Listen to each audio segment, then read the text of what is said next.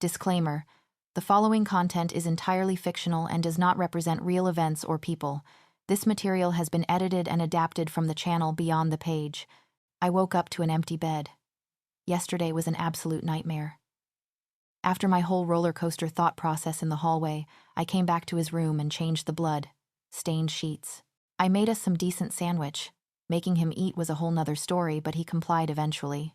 Yes, everything's fine. I got to ask you something. What is it? Her voice guarded, already guessing what I was going to ask. You promised me to tell you something yesterday night. What is it? I don't think it is a good idea, Bella, she pleaded. Tell me. You guys always keep in the dark and expect me to be safe. How am I supposed to protect myself when I have no clue what I should be protecting myself from? I went off. That little bitch, he sneered. She held too much power for one person. John held me back when I launched at him, the last string of brotherhood snapping at his choice of words. I didn't want you to die, Ryan. Not just like that. I could have done it in your sleep. You trusted me like that. He scoffed. I wanted you to suffer. Die the death every single day until you can't take it anymore. I wanted everything you have stripped out of you and die a painful death. He leaned back in his chair, a self-satisfactory smile plastered on his lips, and all that will happen when they drive a silver knife through your little mate's heart. John didn't hold me back this time. I clamped my fingers in a white-knuckled vice grip and swung at him, punching him square in the jaw. Him toppling over along with his chair and the sound of bone cracking against the concrete floor didn't stop me from getting on top of him and beat the crap out of him. I thrashed, still charging at him when two pairs of arms pulled me back. I jerked away from their grips, breathing heavily. Two warriors picked him up along with the chair, his face bloodier than before. I stalked towards him and rested my hands on the arms of the chair and snarled at him. Your dad didn't die protecting mine. He was the one who tipped the rogues off and stabbed them in their backs. Guess it runs in your family. He thrashed in his chair with whatever energy he had left. How dare you talk about my father like that? Maybe you should have a chat about it with your mother. Ask her why she refused to come live in the pack house when offered. Ask her how you were a Delta even though it doesn't run in your blood. He stared at me, not believing my words and shaking his head. Now tell me. I looked at him right in his eyes and said with a tone of finality, who did you conspire with? He swallowed, knowing full that he had played all his cards and that there was nowhere to run. He told me he will ask Bella to say hi to Sarah. Bella's point of view. I stopped breathing. His name that tumbled out of my lips was the last breath I remembered taking. Each time I tried to take one, it felt like a knife twisting inside my windpipe. I opened and closed my mouth attempting to form a coherent sentence, but every time failed miserably as my brain came up blank. The boy who owned half of my childhood, the boy who became my everything after my parents' death, the boy who I thought I would never get to meet again, stood in front of me, in all his glory, his once familiar facial features now mature and foreign. I whispered again as if saying it again would pull me out of my hallucination, and the person standing in front of me would disappear into thin air.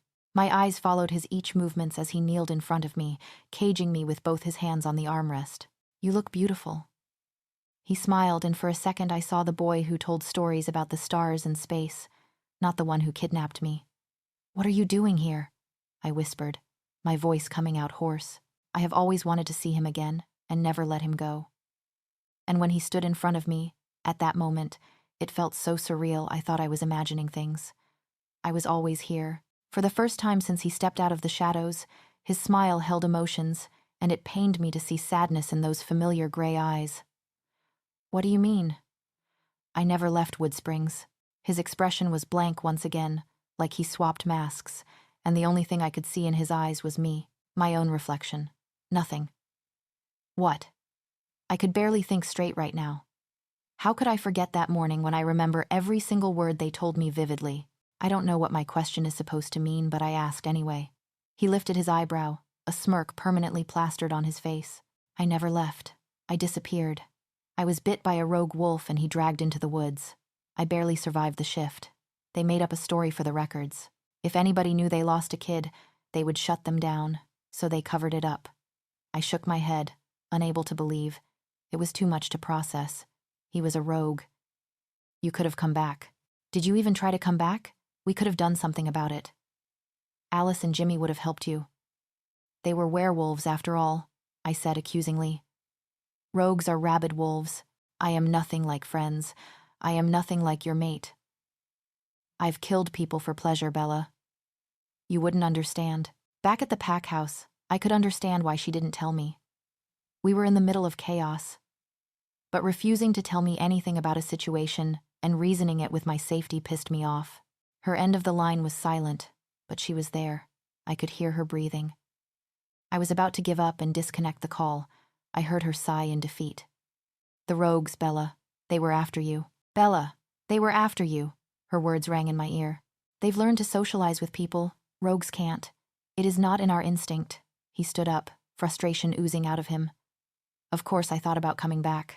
I used to come visit you whenever I could, but after one ugly full moon night, after I took the life of an innocent 11-year-old boy, I stopped coming. He tried to blink back his tears. I was scared. I could hurt you. I could kill you, and the worst part is that I would enjoy doing it. I can't do that to you. He broke down in front of me, tears coursing down his cheeks.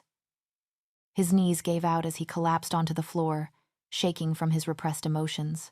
I was scared, he whispered, barely audible. His cries were raw, like the pain was from a still open wound. His misery must have come in waves as his sobbing were broken apart by short pauses of recovering breaths. He was my rock when I needed one. He looked up with his red-rimmed eyes. His face was of the one who suffered and didn't know he could do it again. I broke down, each of my sobs punching and ripping through my guts, and I sat there helpless, bound to a chair, trying to reach out to him. Something crossed his eyes when he saw me crying. He stood up suddenly, wiping his tears in a hurry. Leaning forward, he undid the ties. We have to get you out of here. He tugged me to follow him and walked us out of that dingy room into what looked like an underground passage. Where are we going? I asked, hurriedly following him, willing my numb limbs to move. I'm not going to let them get to you. This is my life, whether I like it or not. But you have a whole life in front of you, he said, tugging me along with him. And I'm going to make sure you live that life. The blackness of nighttime in the woods was something I would never get used to. It was disorienting to be almost blinded, but I was surprised by how heightened my other senses were. The smell of a rotting wood and the distant susurration of the branches felt heavy on my senses. I followed him through the murky forest floor quietly. He walked before me, eyes and ears sharp and looking for any suspicious movements. He looked gauntly, the eyes that were once full of life now soulless. He was there all this while, watching me from behind the tree lines, living a life once he thought he would have. I wanted to reach out to him and hold him close and wish all of his pain away. He said he had done things, but I wanted to tell him that it wasn't his fault. He said he didn't have a life anymore, but I wanted to tell him that it wasn't true. His whisper pulled me out of my train of thoughts. Let's just hope we get to your territory before they find us. Ryan's point of view, Marcus. The alpha of the Crescent Moon Pack, the once powerful, now Rouge Pack, the one who went berserk, the one who I chained down with my own hands. Sarah's mate, her killer. Daniel helped Marcus to kidnap Bella. I would have snapped his neck right there if it wasn't for the fact that I needed him to find Bella. When people found out that someone about whom they've read only in lores and legends actually exist amongst them, it very easily attracted unwanted attention. This was what I was afraid all this while. A human mate was something that happened once in many centuries. Human mates were so powerful as they were the direct descendants of the ancestors. Such mates' blood could do wonders. They gave powers to resist silvers and wolfsbane. They healed deadly wounds. But most importantly, a human mate's sacrifice to the moon goddess could bring back dead mates, could bring back Sarah. Daniel's words still rung in my ears. I don't know where they took her. Marcus struck a deal with rogues. They helped him kidnap her, and in turn he offered kills. For them it was just kills. Not a father, mother. Just kills. How do you know about all this? He was waiting for you to meet your mate, and so was I. And when she finally turned up, and that too, a human mate, he looked up at my enraged eyes. And I went to him. I scoffed. Traitor. And all this while, I thought I had to protect her from outsiders. We waited until you mark her as your mate, for the sacrifice to be effective. He hung his head low, not daring to meet my eyes. If something happens to her, I'll decimate you both before I go down, I whispered, and from his flinch I knew he heard me all right. Chain him. All this while, I thought the rogues were the real enemies when they were just the mercenaries recruited by a backstabber and a murderer. After me? What could they possibly want from me? The ordeal with the slashed tire and me getting abducted by John from the college, Ryan's attempt to assign a bodyguard, it all began to make sense now. And what pissed me off even more was that it all happened way before, and everyone knew about it for a long time, except me, and none of them breathed a word about it. But the lingering question was why. I leaned back on my office chair, my back muscles sore from the hours-long run throughout the whole day in the woods, searching for her. It's been 2 nights since she was kidnapped, and we were still grasping at straws. I could see her face, how she looked the morning after I marked her vividly behind my closed lids, how shivered against me when she touched her mark. But the longer I kept my eyes shut with the thoughts of her, the more it went towards the possibility I was dreading. I opened my eyes, clearing my thoughts. I couldn't lose hope. No. I looked up when the doors flew open and Jimmy stood in the entrance. The look on his face got me up from the chair, and I walked towards him. We've got a lead. What is it? Our trackers have found a trace of our Luna's scent near the middle land between our pack and the Crescent Moon pack. It's weak, but it's there. His eyes lit up with hope with every word he said. He didn't have to tell me twice. I walked past him and out the door, ecstatic that we finally got a lead. But Jimmy... I turned around and looked back at him, staring at my office floor, not following me. As much as this involved Bella and me, it also involved him too. Jimmy. He looked up at me, waiting for me to continue, and when I didn't, a look of realization settled in his eyes. He slowly shook his head. She's dead, Ryan. Sarah is long gone, and I've accepted that. I can't and I won't sacrifice my one sister for another. He blinked back his tears, his jaw clenching. Now go bring back Bella. I'll stay here in case if it's a trap. He went through loss twice, even before he was 10. First his parents and then his only family, Sarah. But the only thing that kept him sane was Bella. I saw that change in him, even as a boy, when he joined Wood Springs High. He was zealous, almost back to normal. Little did I know that the reason for his happiness would be the reason for mine too. I gave him all of my promises in a single nod. My canines and claws surfaced, and I felt my wolf roaring and clawing at the back of my mind, and I wasn't going to hold back. I jumped from the top of my stairs and shifted midway. Cool December breeze swept through my midnight fur as I ran hard, filling gallons of oxygen into my raging lungs. Everything went past me in a blur as I sprinted. Few of my warriors joined me as we raced towards the pack border. The midnight air was crisp with a heavy pine scent and was soothing against my burning hot skin. If it was any other day, my wolf would have slowed down to feel the breeze, but not today. My pounding heart was the only thing audible, and the distant tree line was the only thing visible to me. The long run through the woods felt like nothing when the hope of finding her was concerned. I skidded to a stop next to the trackers who were already there, waiting for me. The middle land lurked in front of me in the dark, a moonlit clearing separating it from my pack border. Gabe, one of the warriors, stepped forward and lowered his head, his ears pinned back in respect, mind-linking me. It's neither ours nor the Crescent Moon's territory. It's basically a rogue nest, and one of our trackers picked our Luna's scent here. We have the place surrounded, and we are waiting for your orders. Stay here and wait for my orders. If this was a trap, I needed them to go back to the pack house to protect the rest. I cautiously stalked forward, eyes following every small movement in the dark, slowly reaching the tree line. They were wrong. And I was never this happy to see my trackers get something wrong. Her scent wasn't faint. It was strong enough to knock me off my feet and for me to know that she was there. It was because to them she was just a Luna, but to me, she was a mate. And the mate bond was stronger than anything the wolves have ever known. I took a lungful of her summery scent and I broke into a run, following her trace. Every step I took forwards, her scent became stronger, and it was like a shot of adrenaline right to my heart. I dipped my head down and felt the cool breeze pass through my fur. Whipping my head in every direction, I searched the dark woods that were so dense that the moonlight didn't hit the forest floor, my ears perking up and listening to every small sound around me, every rustle of leaves and snap of a twig. One would say I was hallucinating, but the chill and tingles that went down my spine would prove them wrong. I would recognize that one voice in the middle of millions. Ryan, Bella. I heard her. Bella. Why would they come after me? Ryan was out, busy with the funeral preparations for the warrior who died in the fight last night. died in a fight trying to protect me. I somberly stood up, deciding to get some of my college work done. Reaching the foot of the stairs, I stopped. Against the best of my decision, I turned around and walked down the hallway that led to his office.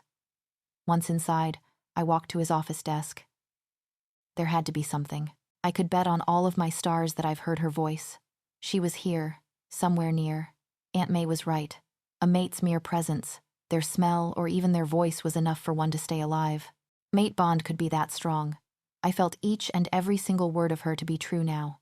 I let a blood-curdling howl, shaking the ground beneath me of that quiet forest. Mind-linking my warrior and trackers to follow me, I darted in the direction my wolf took me. The happiness that she was finally within my hand's reach, the relief that I could finally hold her, and the frustration that I couldn't see her in this blinding darkness, was messing my head as I ran as fast as my legs could take me.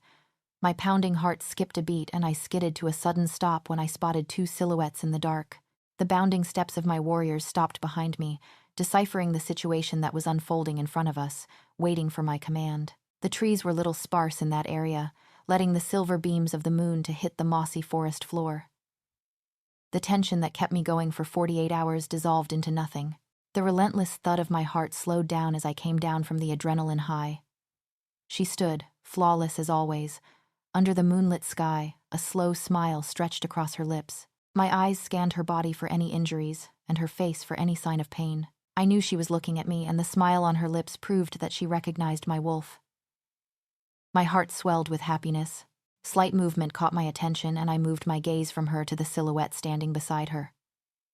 Walking slowly forward, he emerged out of the shadows. My wolf bared his teeth and snapped his jaw at him. Rogue. I was so caught up in her scent and her presence. The pungent smell of a rogue didn't register in my brain. He was thin-built, almost as tall as me and probably my age, but his shadowed face and its gaunt features made him look older than he should be. I was ready to charge at him, ready to take him as far away from Bella as possible. But then it struck me. He brought her here. I was pretty sure she wasn't in this land 3 hours before because I myself searched these lands. He came to stand beside her, Shift Alpha. I stood on stiffened legs and tall, snarling at him, baring my teeth. Rogues never ordered around an alpha wolf, but being a dominant wolf was not going to get things done. I shifted behind a thick pine tree and came out with my shorts that were taken along by one of my warriors tied with his leg. Let her go. I was surprised by how calm my voice sounded with all the emotions boiling inside me. My eyes cautiously watched his each movements, ready to pounce if the things went south.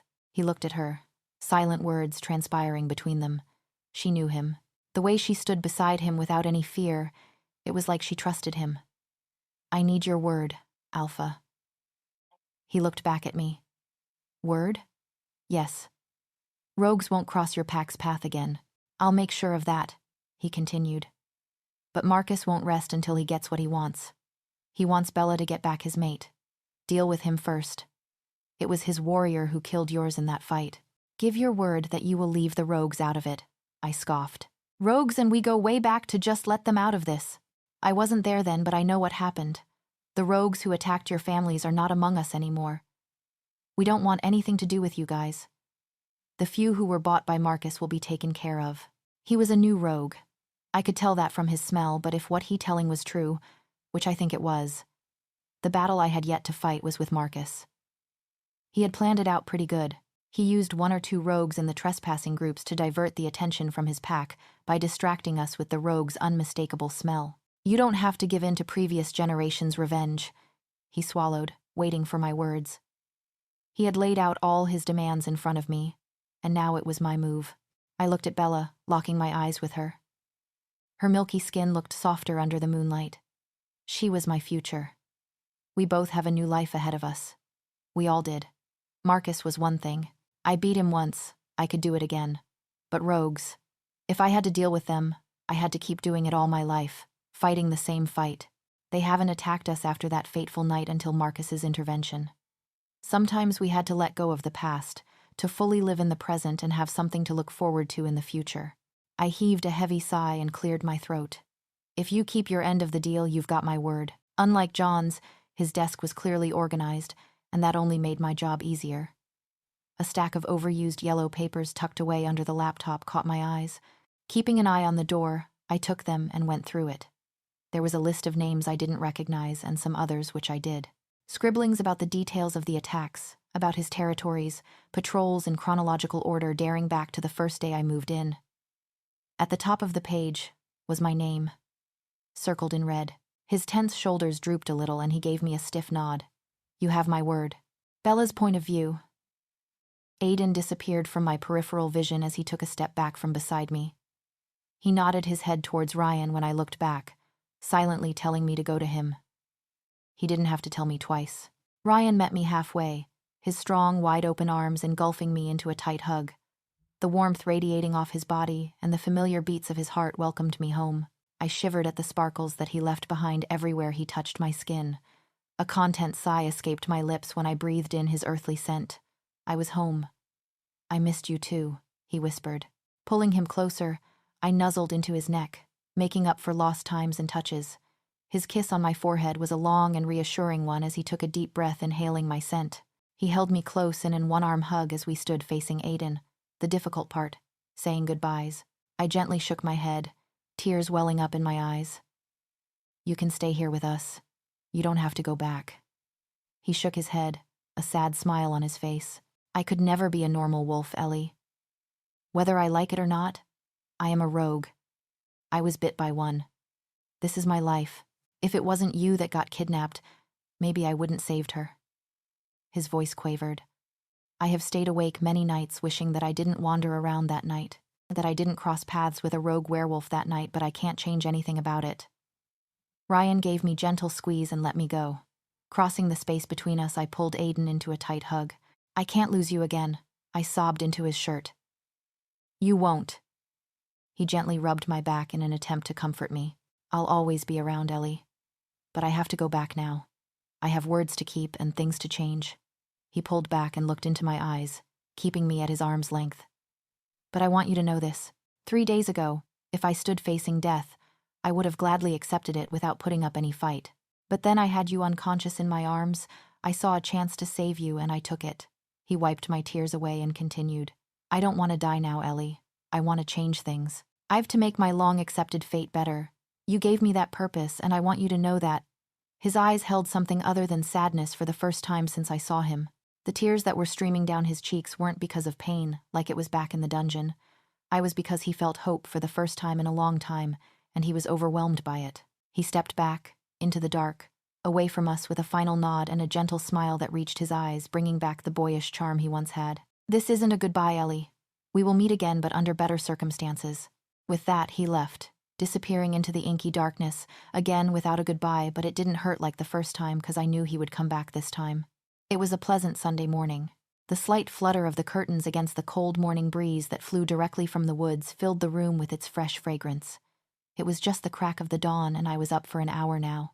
I felt him first before he draped his hand over my stomach and scooted closer to me. He laid behind me, holding me close. I rested my head on his one arm, his chest pressed against my back, while his other hand rubbed circles on my arm. What are you thinking about? He murmured in his raspy, sleepy voice.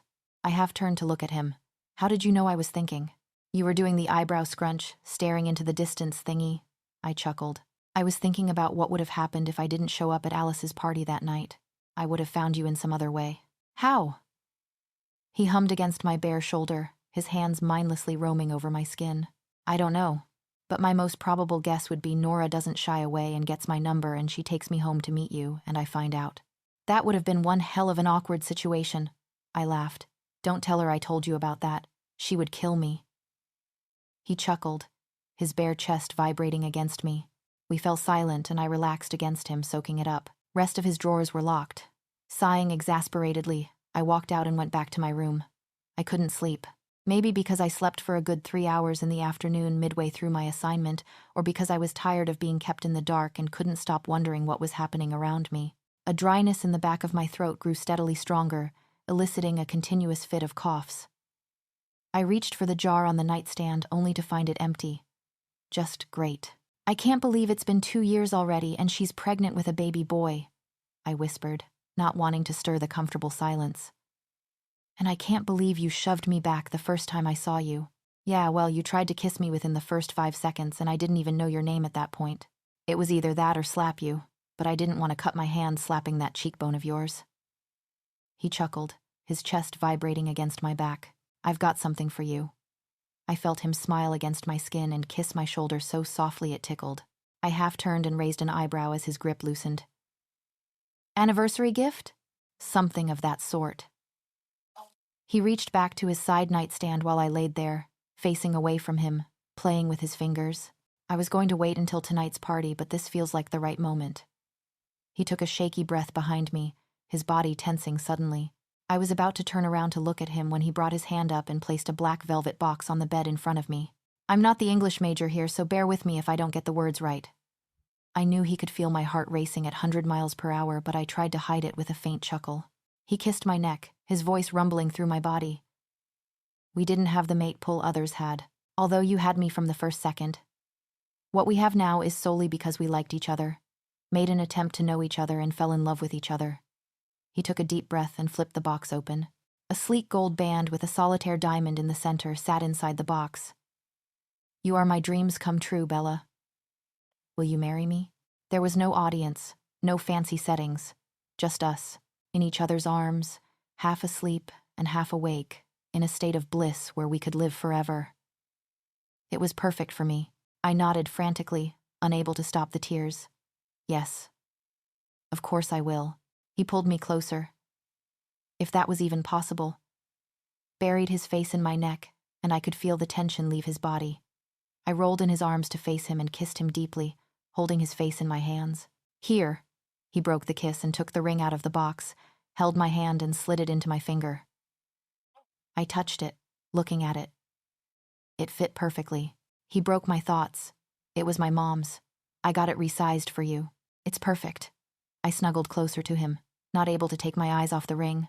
A wide smile stretched across my lips. Alice is going to have one hell of a party tonight, he chuckled, lacing his fingers through mine. I kissed my mark on his neck, feeling him shiver under my lips. We did it a year ago. You know what I mean? Sealing the deal. The mating was actually quite fun, but the next part, my first shift, was not. For the lack of better words, if the marking hurt like period cramps, then the first shift hurt like childbirth. It lasted for a whole night. Alice and Ryan kept on drenching me with cold water and covering with wet blankets, trying to reduce my body heat and to dampen the pain.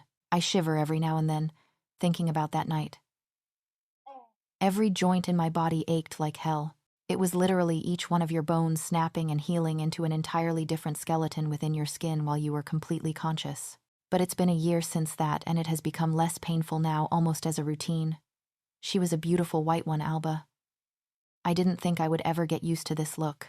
The chill breeze straight from the forest, heavy with the smell of earth and pine trees, and the feeling of warmth by the new sun rays just peeking over the tree line, painting the sky in exotic shades of orange and purple, like a seasoned artist's canvas. Serene. That was the only word I could find to describe this morning in my mind. Calm and serene. A soft gasp out of surprise escaped my lips when I felt a warmth I was familiar with, behind me. I leaned into that warmth and let it encircle me. Ryan gently pulled me against his front, his hands caressing my baby bump. He did that a lot lately after the quickening. If he was a mother hen before I was pregnant, inserting the words, "your safety," into every sentence he spoke regarding me, he became an all-time hoverer after I got pregnant. He rested his chin on my shoulder, leaving feathery kisses on my exposed shoulder. I could go down and get water, or I could just lie here and probably choke to death. Sighing, I rolled out of the bed, grabbed the empty jar, and walked out. His door was slightly left ajar, the sound of his faint snores seeping out through the gap. I quietly creeped down the stairs and into the kitchen. Sliver beams of moonlight seeped through the glass windows, illuminating the wooden floor. Not enough to devour the darkness, but enough to find my way around. Leaning onto his chest and giving him full access to my neck, I let out a contented sigh. "Beautiful," he whispered, nibbling my earlobe. "Yeah, you don't have my view," I laughed. "Someone is back on the sap train." He chuckled, and his wandering hands froze when he felt a movement on my belly. The baby has been going at it sign morning, and even after 6 months, we still haven't gotten used to it. "What are you doing, Mrs. Blaze?" I felt his smile on my neck, raising goosebumps on its way throughout my body. "Just thinking," I murmured, nuzzling into his neck, his hair that has grown an inch longer than it was when we first met, tickling my nose. "About?" He turned me around within his embrace and tucked a stray strand behind my ear, his dreamy eyes wandering all over my face. It was 4 years after our first meeting, at the night of our wedding. He told me that he always had a thing for my freckles. Who would have thought? What do you think, Mr. Blaze? A smirk found its way onto my lips as I tilted my head and looked at him. I knew something he didn't know yet. Well, I think it's about that little bundle of joy that is growing inside your tummy. Isn't it? He raised his brow, smiling, which made me weak on my knees. Something you would never get used to. I turned around to my previous position, a knowing smirk on my face, so that I could break it to him without giving it away, all the while watching his reaction in the glass. Bundles of joy, I suppose. My smirk grew wide into a grin when I watched his smile turn into a pure shock, and when realization hit him, into a gasp and eventually into an even wider grin. And here we go. This is us, and this is my happily ever after. I stopped mid-track on my way to the fridge, at the shuffling sound behind me.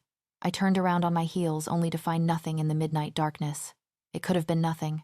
It could have been just the wind playing tricks. Eyeing the closed windows suspiciously, I walked to the fridge. The cool liquid against my chapped lips and dry throat felt like heaven sent. I drank greedily from the cool glass and browsed the fridge for some midnight snacks. A slight change in air behind me caught my attention and stood rooted to the spot when I felt a warm breath fanning my neck, which made the hair on my neck stand up. My blood ran cold, and the scream that was caught in my throat tore through me like a shred of glass. The glass I was holding slipped from my grip and crashed into the floor, the echoes of it getting lost in my scream.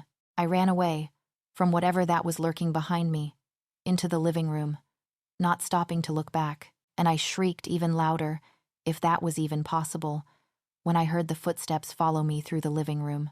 The upstairs hallway light was flipped on, illuminating the stairs and a part of the living room faintly. Hurried footsteps rushed down the stairs, and I almost sighed a breath of relief when I saw Ryan coming down. Hey, it's me. I was temporarily paralyzed at the familiar sound and could have screamed even more at the sight of the person in front of me when I turned around. Dinner that night was a silent one, and I slept in his room, worried that he might need something in the middle of the night, about which he didn't complain. I was awake for the whole night and the early hours of morning, watching him breathe. I went back to my room to take a quick shower.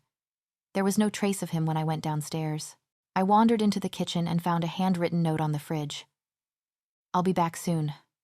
Don't wander outside. Don't let Eric in. I will be back soon. Nora? My poor heart has been terrorized too many times in a span of 2 days. I was still coming down from the adrenaline high, but the fact that Nora was standing in our living room in the middle of the night wasn't helping the cause.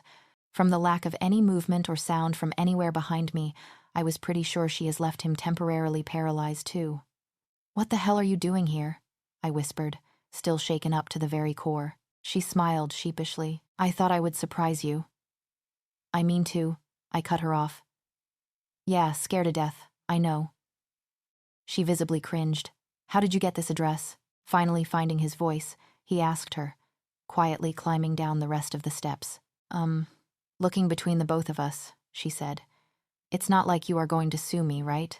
She grinned awkwardly at Ryan when she didn't get any reply. She continued. I found it on the contract you signed when you were in my office. She looked even more mortified than before. Wow. She did some Sherlock kind of shit right there to get the address. But why? She could have just asked me, even though I didn't know what I would have said to her, and even if she found out the address somehow, she could have visited in the daylight, like any other normal human being.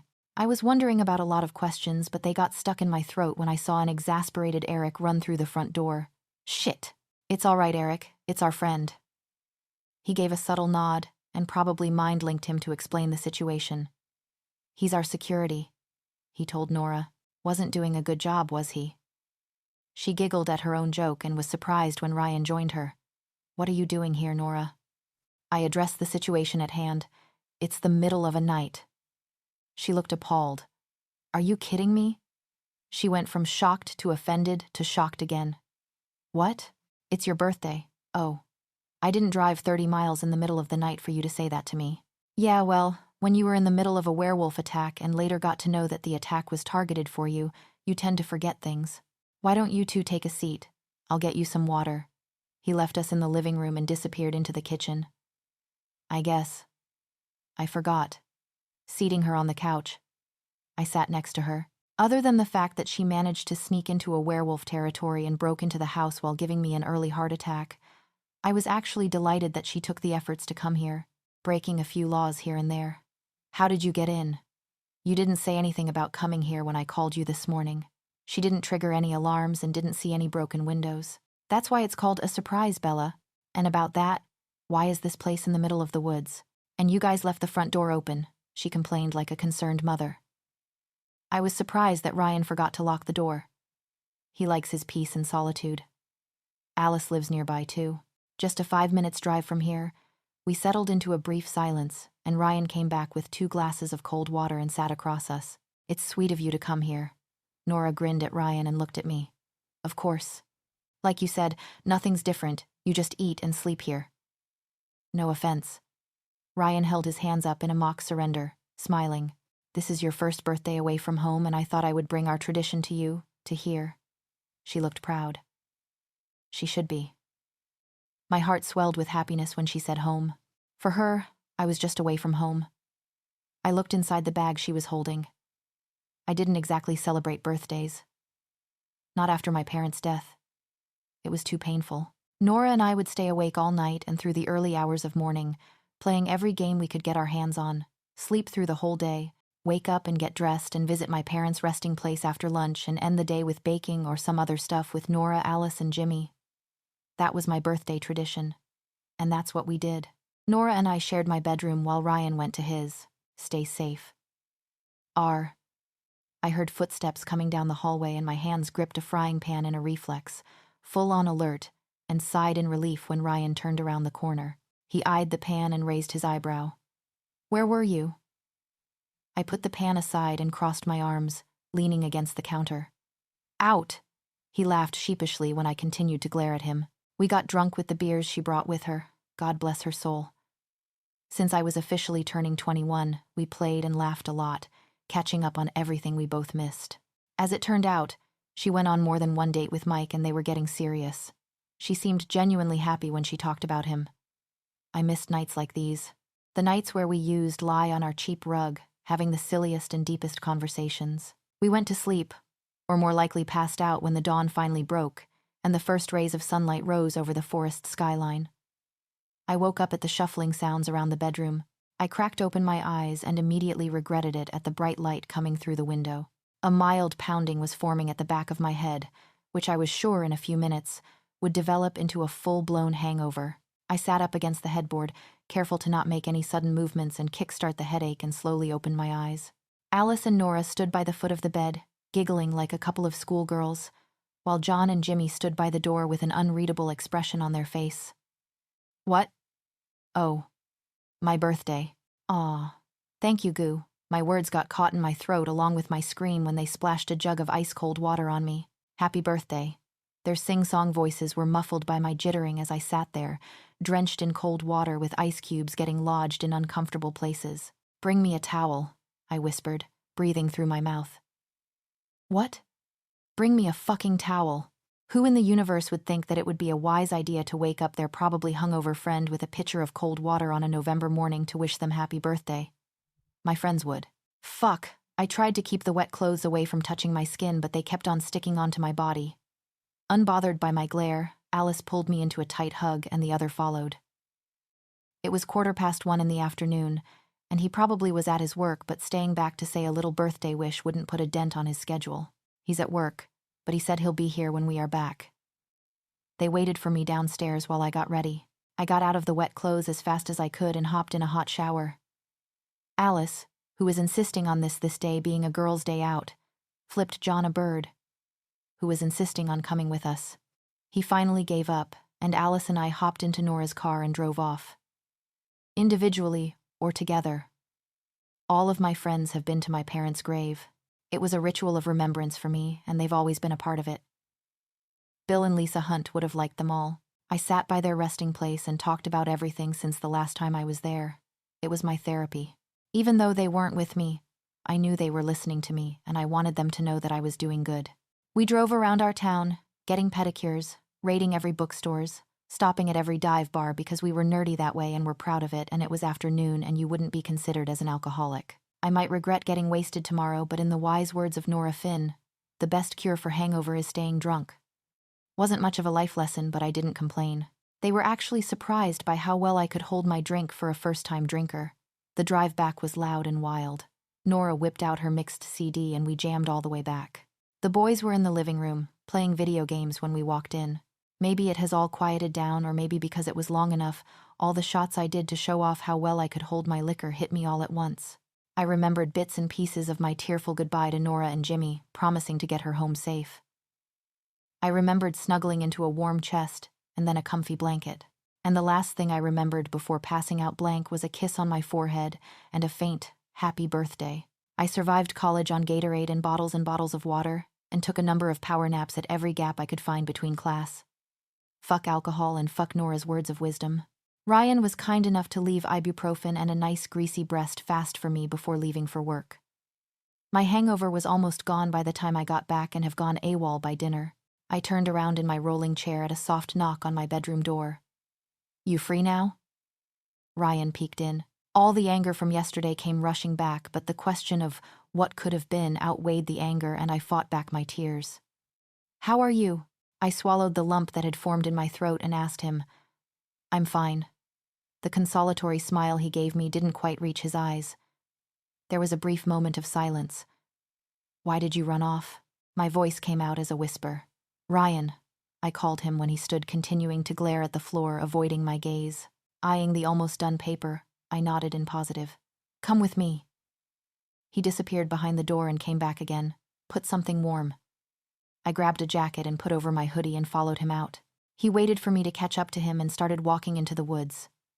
We walked side by side, into the forest that was illuminated by silver beams of moonlight. "Okay, where are we going?" "That took exactly," checking his phone, he said. 10 minutes. "Good." I rolled my eyes at him even though he couldn't see me in the dark and asked again. "To my spot," he said, sneaking a glance at me. "Your spot?" "Yes, and here we are." We walked past the tree line and into a clearing. The sky was even more darker, and the stars twinkled even more brighter in that moonlit clearing. "Here." He gave me a woolen scarf he had brought with him and sat down, patting the spot next to him for me to join him. "I was planning on bringing you here yesterday, but you were wasted and passed out as soon as you hit the front door." "So it still counts." I chuckled. "All right." The winter air was nippy, and even with 4 layers of clothing, I moved closer to him. "You know," clearing his throat, he continued, "everything I know about you and everything you know about me. We heard it from our friends and others. I think it's high time we put it all out there and get to know each other." He smiled shyly and snuck a quick glance at me. I grinned. It was just a simple but a thoughtful gesture, and it spoke volumes. "Let's start with the basic," he smiled, that I was down with it. "I'll go first. Do you judge a book by its cover?" I threw my head back and laughed. "You know, for most people, basic question is, what's your favorite color? But I already know that." He shrugged, the corners of his lips twitching. "You do?" It was kind of obvious when we shared the closet. It was his turn to laugh. We went back and forth. He caught me off guard with some of his questions and almost all of his answers, and judging by his expression, I did too. "Okay, my turn.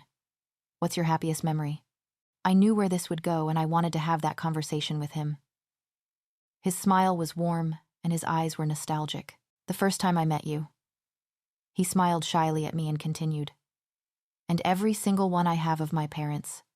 The most intimate and sensual way you could touch someone is by understanding them." I understood the pain behind his smile, and he understood mine. Maybe Jimmy was right. "Mine too," I whispered into the cool night breeze, and I knew he heard that when his smile widened. "I'm sorry our parents were gone too soon." His throat bobbed up, his eyes carrying raw emotions. "Me too." I leaned my head on his shoulder and released a deep, contented sigh. "Mine would have liked you," he chuckled. "Yeah, I'm irresistible." I playfully smacked him across his arm and laughed with him. "All right, my turn. What's the most reckless thing you've done?" I didn't answer right away, and when he saw me smiling and scoffed. "Commonday, the most reckless thing you could do in this small town is not smile back at a stranger," he chuckled. "All right." I sat up straight and sat hugging my knees. "The most reckless thing I've done is moving in with a stranger because he needed my help, and..." I caught his waiting gaze and whispered, falling for him. Yep, I did. It was out in the air. It didn't have to sit there and wonder if he had heard me right. He inhaled sharply, his eyes widening and his lips parting in surprise, which slowly grew into a grin, eyes crinkling at the ends. The warm glow of the moon illuminated one side of his face, his long lashes forming shadows on his high cheekbones. His sun-kissed skin looked smooth, and his eyes, so deep and catastrophic, looked at me like I was the most precious thing he has ever seen. I bit my lip and watched his eyes follow. My turn. I breathed out, and his eyes snapped back to mine, as if he just got out of a binding spell. Huh? His voice hoarse and husky. He cleared his throat. What? It's my turn. Yeah. Your tone. He loosened his shirt collar and sat up straight, clearly worked up. I smiled at his antics. Will you show me your wolf? He turned so fast. I thought he would get a whiplash. He looked concerned. I don't want to scare you. His voice was low. You won't. And you don't have to worry about impressing me because I have never really seen a wolf before, so I don't have anything to compare you with. He chuckled. He got up and held his hand out and pulled me up. When he looked up, I was taken aback by the sheer amount of emotions in his eyes. I was used to him being coy and funny around me, and to see him like that, it took me by surprise. I crossed the space between us and stood in front of him.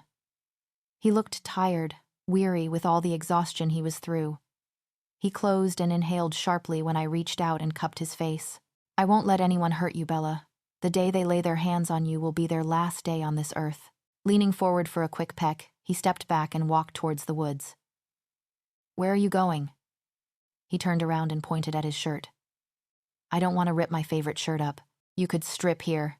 He threw back his head and laughed. I had to try. Not happening, Missy. He said over his shoulder and disappeared into the woods. I felt my stomach drop when I heard a sickening, bone-cracking sound. I took a step towards the direction he went, but stopped on my tracks when he, or more appropriately, his wolf walked out. He was hesitant to walk out of the shadows, sacred that he would scare me. His eyes were larger, a shade darker than his original ones, but my favorite pair of eyes nonetheless. His thick fur was so black I couldn't tell where he ended and the shadows started. Hey, I moved forward, to show him that I wasn't scared. He took a timid step towards me, close enough to nuzzle into my outstretched hand. And the closer he came, the more I had to crane my neck to look at him. He was huge, almost 7 feet tall. I reached up and ran my fingers through his soft fur, stroking and scratching around his ear. A laugh broke out of me when he nuzzled his snout into my hands, his tongue lolling out. He danced around, circling me, wagging his tail. Seeing me struggling to stand on my tiptoes, he crouched down and sat on his hind limbs. Each of his warm breaths fanned my face, brushing away the stray strands. I've never seen anything so exotic and majestic in my life. He looked lethal and menacing, like he could snap your neck in one go if he wanted to. But here he was, letting me pet him like a house dog. Who's a good boy? He playfully bared his teeth at me, eliciting another fit of laughter from me. Couldn't resist. He was sitting down like a sphinx, relaxed, his tail hanging down and wagging now and then. Why don't you give me a ride back home? I kissed his snout and got up to fetch his favorite shirt and pants. When I came back, he was crouching down for me to climb on top of him. It felt strange, but in a good way. His fur felt soft under my grip, and I giggled the whole way back home. I waited for him to shift back and change, in his bedroom. Everything about tonight was beautiful. We didn't touch. We didn't kiss. We talked. And to be understood like that, and not having to search for a topic to keep the conversation going, being comfortable in each other's silence, isn't that what a relationship is about? Him being smoking hot was just a bonus. I couldn't help but smile at the thought that was occupying my mind. My racing heart was beating wildly against my ribcage, and watching him walk through the door didn't help much. What is it? He stopped when he saw the look on my face. It will be on my terms. My own words echoed in my brain, and a calm and sure smile found its way to my lips. Mark me, Ryan. Mark me, Ryan. I saw a pure shock register on his face. There was a split second of surprise, but it was quickly masked. It could see the cogs on his head not turning fast enough to process what I just said. What? When he finally talked, his voice was low. You heard me. Even I was shocked by the determination with which my words came out. His eyes searched mine for any evidence of uncertainty, but I was sure he wouldn't find any. Bella. I cut him off. I had plenty of time to ask me the same questions you are thinking about right now, and I have my answers. My voice calm and steady. For the first time in my life, I know I want something, and I'm willing to give it a try. He opened his mouth to say something, but I closed the distance and pulled him into a kiss. I tangled my finger in his dark locks, pulling him impossibly closer to me. He tasted divine. His initial hesitation crumbled when I lifted my hoodie and threw it into the darkness of the room, leaving me in my tank top. You might want to lay down. He leaned forward, not breaking the kiss, and lifted me by my thighs. I gasped at this unexpected change in position, and he walked us back until my back hit the soft mattress. This felt right. Right that I loved doing this and didn't have a single moment of hesitation. Right that I was doing this with Ryan. He lifted his shirt up and tossed it to somewhere in the dark. He hovered over me, the weight of his body deliciously pressing me into the bed. I ran my hand over his warm skin, feeling his muscle flexing under my touch. I can't lose you too, he whispered, leaning into my hand. His strong arms snaked around me in a hug that told everything that I was, body, soul, and heart, that he was with me. It was as if hugging me wasn't enough. I sunk into his warmth, my stomach fluttering despite the previous heaviness. I pulled back a little, but he led me within his arms. I wanted to take away his pain and tell him that he should let me in, that we both were in it together. He propped himself up by his elbows, just enough to look me in the eye, his cold chain grazing my chin. "It'll hurt, Bella," he breathed, going back to leaving small, lingering kisses down my jaw and the arch of my neck, teasing a patch of sensitive skin over my collarbone. Okay. I wanted to assure him more that I was okay and that I wanted to do this, but his distracting lips has turned my brain into a mushy mess and I couldn't get the words out. He ran his hands over me, anywhere he could reach, pulling me closer to him. He gently nipped on my neck, grazing with his teeth, which sent a blissful shiver down my spine. He looked up at me, under his lashes, his hesitant electric blue eyes seeking for permission. I put my hands on either side of his face, made sure that he was paying attention. "I'm ready." He didn't say anything, just nodded before leaning down, kissing me. I knew it would hurt, but I was ready for it. At first, it felt like a needle prick, a distant pain, but as he sunk his canines into the skin of my neck, a burning sensation swept through me. Tears welled in my eyes. He licked the blood dripping from the mark with his tongue, sealing the bond, and the after sensation caught me by surprise. I opened my eyes, breathing open, mouthed, trying to catch my breath. My vision was blurry from the tears in my eyes. My focus was distorted, and when I tried to blink it away, black spots clouded my vision and tunnel vision set in. And the last thing I saw before everything went black was a worry-stricken Ryan patting my cheeks to stop me from closing my eyes, in which, by the way, he terribly failed. I've never felt this exhausted. My body ached like I've run a marathon. I willed my heavy lids open, blinking away the remaining sleep from my tired eyes. I turned to look at Ryan, curled up beside me on the bed, sleeping on his stomach, mouth partly opened, his soft snores filling the early morning stillness. I followed his big hand to mine, his calloused fingers interlaced with mine in a gentle grip. I could have laid there next to him, all day long, caressing his soft skin and running my fingers through his lustrous locks, but the uncontrollable urge to use the bathroom made me gently untangle myself from him and tiptoed to the bathroom. The reflection on the bathroom was something I wasn't prepared for. I looked like shit. Every single drop of exhaustion I felt was evident on my face. My eyes were red and puffy, red lines of pillow marks on my cheeks, and I didn't even want to start on my mess of a hair. But those thoughts disappeared into nothingness when my eyes caught 2 new scars on my neck just above my collarbone. It was a little darker than a regular scar, almost like a tattoo. They looked like 2 crescent moons, next to each other. The skin around the mark was still red. "Hey." Ryan was leaning against the bathroom threshold, his eyes scanning my face for any form of pain.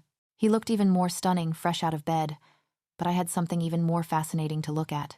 My eyes snapped back to the mark, his mark on my neck, and an involuntary audible gasp escaped past my lips when I let my fingers gently graze it. "It looks good on you."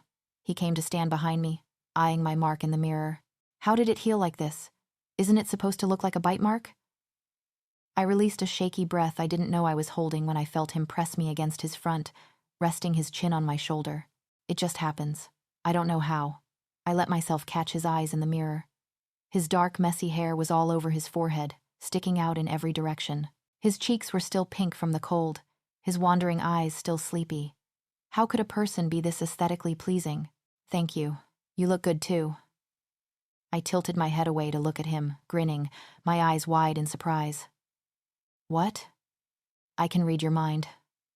Unless you block me. He laughed at the look on my face and pulled me closer to him to our prior position, watching us in the mirror. Alice is going to freak out. A playful grin stretched on his lips, crinkling his eyes at the end. Everyone is going to freak out. I couldn't help the grin from spreading on my lips. The marble counter was cold against my bare thighs. As I stood against him, my back pressed against his warm front, both of us at a loss for words, gazing at the mark. Will you get one too? I whispered, not wanting to disturb the moment. I will. When you grow a pair of canines, he chuckled, nuzzling his nose into my hair. Moving my hand from waist to his neck, I pulled him closer and did the only thing I could think of at that moment to convey single thing I wanted to tell him. I kissed him. Unlike last time, I didn't blame myself for being out of senses. I wasn't confused. I wasn't shocked. I wasn't embarrassed. For the first time with Ryan, I wanted this kiss. I initiated it, and I wouldn't regret it. I felt him relax under my touch and lean in, pulling me closer. It felt natural between us. If you told me 2 months back that I would be standing here eyeing my mark happily in the arms of the werewolf alpha of my best friends, I would have laughed at your face. But like I said before, fate is unpredictable. I was currently doubling up with hysterical laughter in the pack house kitchen, leaning against the counter for support, next to an equally amused and smug Ryan at my dumbstruck friends. I could go on and about the look on each of their faces for days when they saw the mark on my neck, but my personal favorite was Jimmy's, who tripped on invisible air and fell face first on the kitchen floor. It's been more than 5 minutes since we walked in hand, and none of them have spoken a single word. They just stood there, frozen midair with whatever they were doing, trying to figure out the sight in front of them. I bit my lips, trying to suppress my laughter, silently shaking, when finally John decided to break the ice. Did you guys? Is that? At least he managed to get that out. As if John has broken a spell or something, one by one got out of their trance. Alice slowly walked towards me, her eyes on my mark all the while. She gently moved my hair shoulder, and her smile widened. It's a waxing crescent. She smiled at Ryan, who smiled back proudly at her. What's that? Her emerald eyes were sparkling with a look of awe when they snapped back to mine. We all have different marks similar to different phases of the moon. Waxing crescent is something that's rare, almost close to none, she said. Waxing crescent is the first phase after a new moon.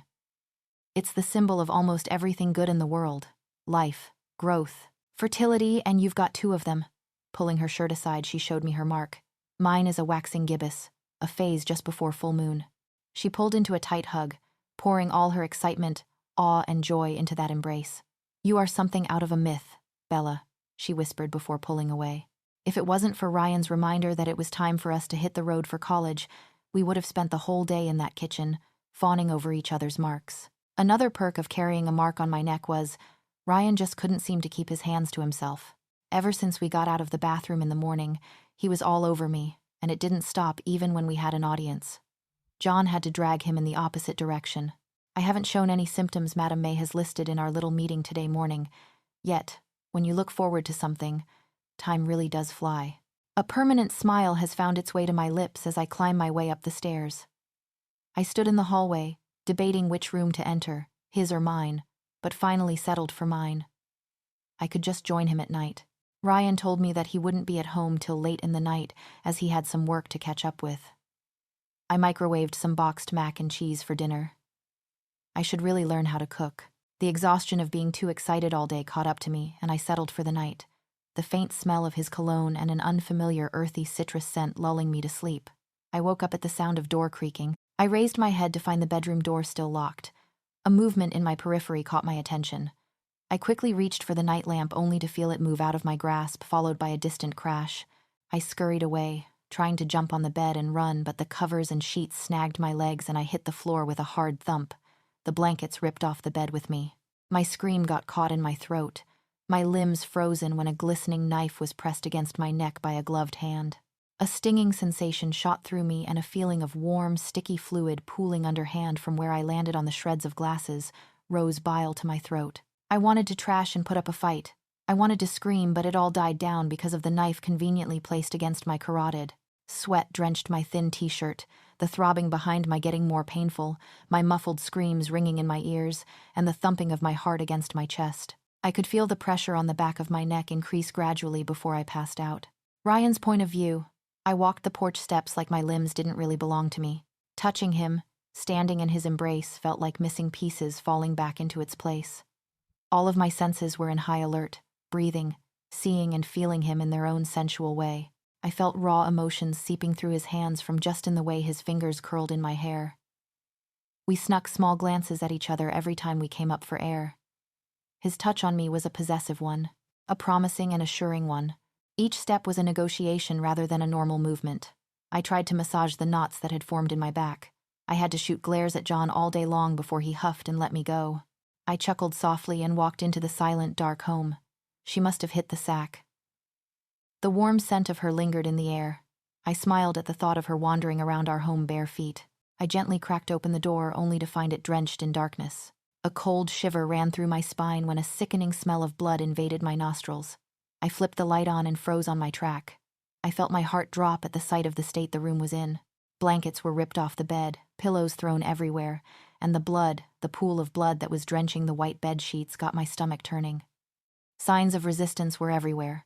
The feeling of my life knocked out of me left me gasping for air, and the ugly situation finally sunk in. Bella was taken. How's Eric?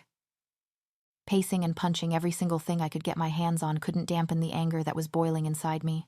Eric was found 100 meters away from our home, bleeding to death by whomever that took her. It was my fault. He hasn't woken up yet, but he will soon, Alpha. I didn't want to look John in the eyes and give away the guilt and anger I was feeling towards me. It was my fault. I should have known. I slammed my fist and wished it was hand that cracked, not that fucking drywall. It was my fault. It's not your fault, Ryan. He cautiously took a step forward, but took a better decision and stopped by the threshold. Placing blame is not going to help. We have to find the rogue that took her and bring her back. I shook my head. If I was sure about one thing, that was this. It wasn't a rogue. I could smell a rogue from a mile away. The one that was in our room tonight wasn't a rogue. Someone else took her? Something didn't add up from the beginning. Rogues coming, particularly for Bella, as if they had an agenda, as if they were working for someone. The bitter fact I had a hard time believing was that someone was tipping them off.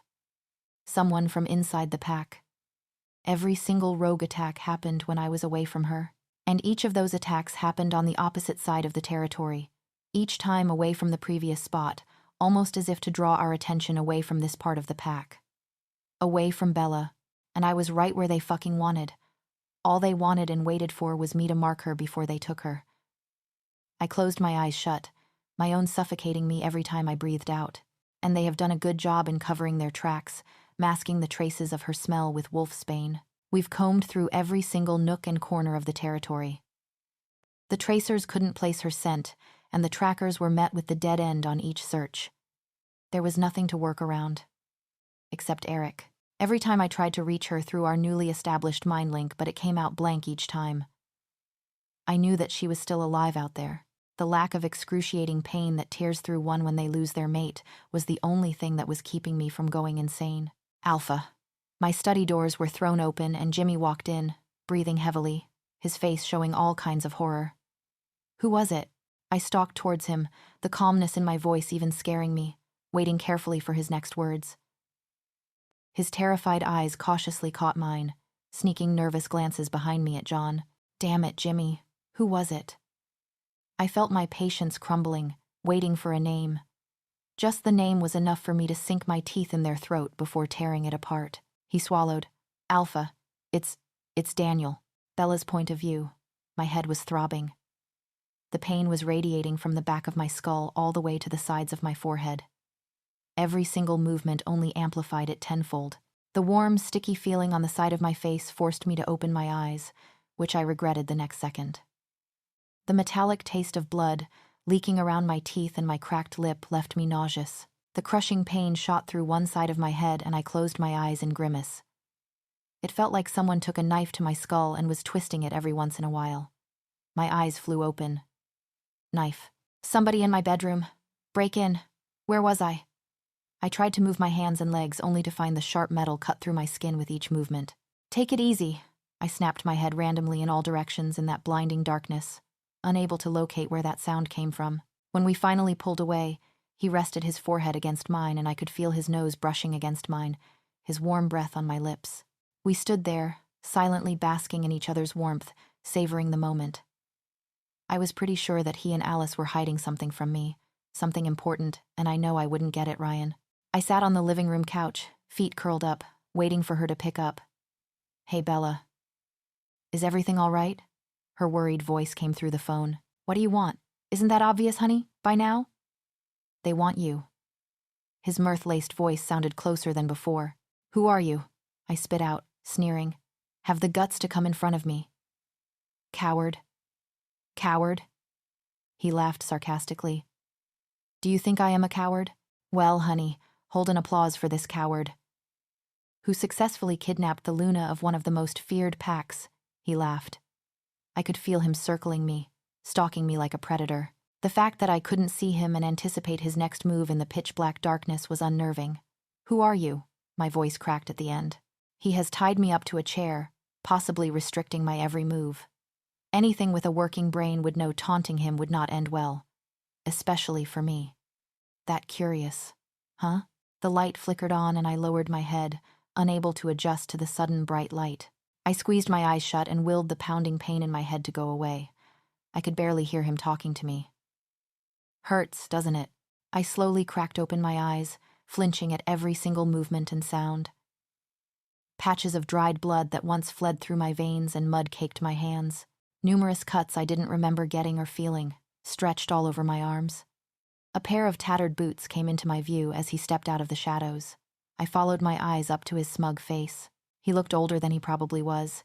He was thin but fit enough to win a fistfight with a guy bigger than him. He stood with confidence in his stance, a few feet away from me, hands shoved into his pockets. Something about him looked familiar. His gaunt gray orbs, his messy black hair. His lopsided grin hid something other than self-satisfaction. It was unnerving that I couldn't place it. His chuckling sound dragged me back to reality. He looked me right in the eye, his eyes brimming with so many emotions. "Cat got your tongue, Ellie?" "Ellie." I choked out a gasp as I felt my breath get knocked out of me. It couldn't be. There was no way it could be him. The only person who used to call me that was long gone, living his apple pie life on the opposite side of the world. My stomach dropped and my lips moved on its own. Aiden, Ryan's point of view. He was family. He was the delta of the pack. He was always around, taking part in every meeting. To think that he tipped the rogues off about our whereabouts, attacked the pack's lead warrior, and kidnapped his Luna made my blood boil with rage. I might have killed him at first sight if I didn't have anyone with us during interrogation. It's been 2 hours since my pack warriors caught him and he hasn't breathed a word yet. Jimmy and John followed me in silence, both of their faces grim. Each step towards the dungeon was cumbersome. 2 huge pillars in the middle of the murky forest came into my view. The poorly lit stone walls, which couldn't hold prayers but had heard a lot of them, smelled of fungus and urine. I walked past the cells, some occupied and some empty, to the interrogation room in which they were holding him. The sound of my boot clunking against the floor echoed as I walked into the cell. It was a hollow concrete cube, one way in and no windows. The warriors interrogating him stepped aside when I entered, to give me a clear view of that traitor who backstabbed his own pack. He was bleeding like anything, his face bruised and bloody, lips torn and leaking blood with saliva, and his head hung low. "Where is she?" He raised his head and looked at me with something foreign in his eyes. Hatred, spite. "And why do you think I'll tell you?" He chuckled, spitting out blood. "Don't test me, Daniel. I won't hold back." "Where is she?" I snarled, digging my fingernails into my palm. My patience was running thin. "You can't save her. She'll be dead by the time you step out of your front door," he chuckled, his voice full of malice. I was second away from slamming him to the wall and choke the answers out of him, but I looked. All I saw was the little boy who grew up with the rest of us. "Why?" I swallowed the lump in my throat. "We are family, Daniel." He scoffed and laughed like a maniac. "Family? That's a good joke, Ryan," he jibed, his lips curling in a mocking smile. "I was never your family. My dad left his son and wife behind and died fighting for yours, and what did I get? The chance to be your lackey. For my mom to live in that pathetic excuse of a house, Jimmy here gets to be the gamma of the pack, Alice was the fucking beta female. And you got everything. You got a company to run. You are the alpha and a human mate.